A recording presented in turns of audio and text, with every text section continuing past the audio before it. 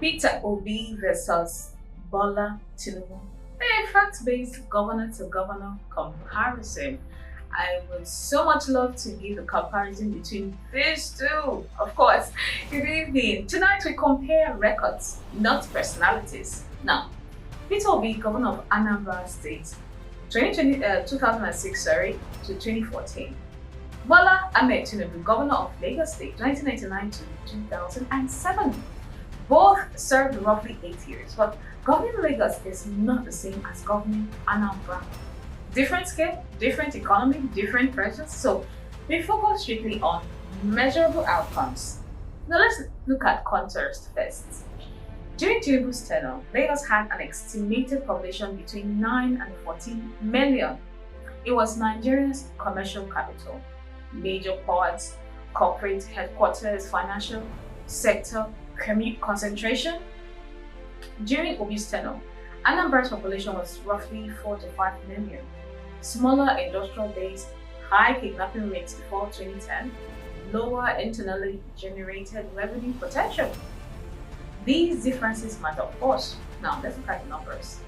Internally generated revenue. Tinubu in Lagos in 1999, Lagos generated roughly 600 million naira to 1.2 billion naira monthly. By 2007, monthly IGR rose to approximately 8 billion naira. That is more than a six-fold increase.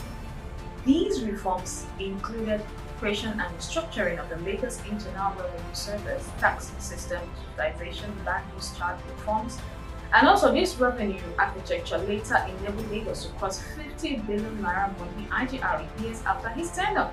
Now, the foundation was built during this period. Obi for Anambra. Anambra's IGR during Obi's tenure rose from roughly 300 million naira to 500 million naira monthly to about 1 billion, 1.5 billion monthly by 2014. Now, growth occurred, but it was modest compared to Lagos expansion. Obi's emphasis was not aggressive tax expansion, it was expenditure control and reserve accumulation. Different economic philosophy. Now let's look at the debt profile at exit. Obi 2014, his exit, he reportedly left 75 billion naira in cash and bank balances, about 25 to 30 billion naira in investments, about $156 million in foreign currency savings. Now the debt levels were considered, of course, very low. Debt to GDP ratio reportedly under 5%. Anambra was not heavily indebted at Handiba. Now, this is documented in state handovers and DMO records, so you can go check it out. Tinubu, 2007, his exit. Lagos debt increased during his tenure. Estimates place total obligation between 100 billion naira and 250 billion by exit. Foreign debt around $190 billion in 2006 to 2007. However, those borrowings funded infrastructure bonds and long-term projects. Tinubu's model, borrow to build, Obi's model, save to stabilize. Oh well, I like it. For the both of them, really. Now let's look at infrastructure. For Tinubu, major institutional groundwork, the BRT transport system foundation, the Lekki Free Trade Zone planning, the Eco-Atlantic concept initiation, LAXMA and LOMA restructuring, expansion of road networks, urban institutional reforms that later scaled under Fashola. Infrastructure ambition was large scale and structural. Now for Obi, reportedly rehabilitated over 500 kilometers of roads, built and upgraded hospitals, established Anambra's first teaching hospital, returned schools to missionary management, urban master planning in collaboration with UN Habitat. Now, infrastructure was targeted, not mega scale. Focus was on core services rather than flagship projects. Now, let's look at the educational outcomes. For Obi, Anambra reportedly moved from mid-20s ranking nationally to first position in WAEC and NECO performance during his parts of his tenure.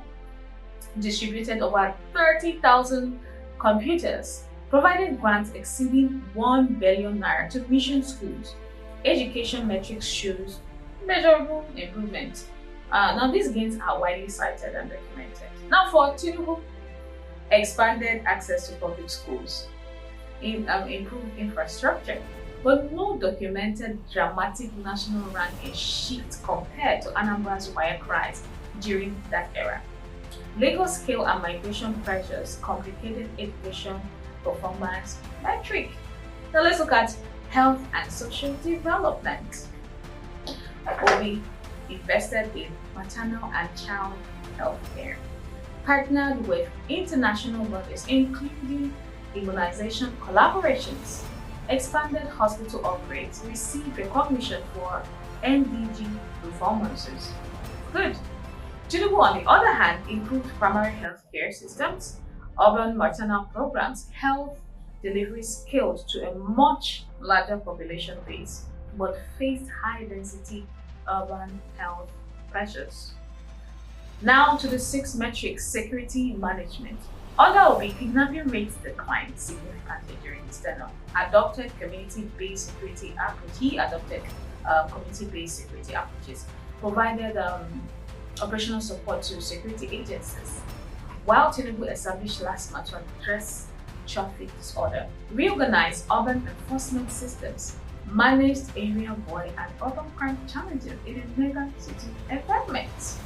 Now, the overall physical philosophy: Obi had low borrowing, high reserves, human capital emphasis, while Tinubu had revenue expansion, institution building, debt finance, infrastructure growth. Both models produce results, but they prioritize different outcomes. Now, what is the final question? Which model better prepares someone for national leadership? A conservative, savings-driven approach, or an expansionary, revenue leverage model? One governed a smaller, physically stabilized state, one governed Nigeria's economic nerve center and dramatically expanded revenue systems. Now the data shows Obi led savings, Tinubu built revenue engines. Obi minimized debt, Tinubu leveraged debt for expansion. Both governed within different structural advantages and constraints. Now this is not an endorsement, of course. This is comparison, this is interpretation. And this interpretation belongs to Nigerian voters.